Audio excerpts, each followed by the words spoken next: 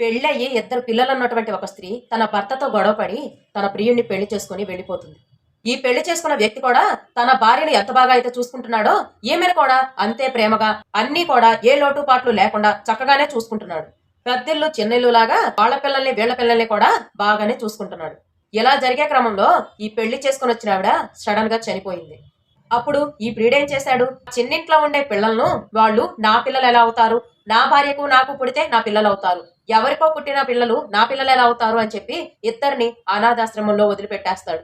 అక్కడ భర్త ఏమో వేరే వాళ్ళని పెళ్లి చేసి సుఖంగా ఉన్నాడు. ఇక్కడ ప్రియుడు తన భార్య పిల్లలతో సుఖంగా ఉన్నాడు. ఇక్కడ బలైంది ఎవరు? ఆమె పిల్లలు.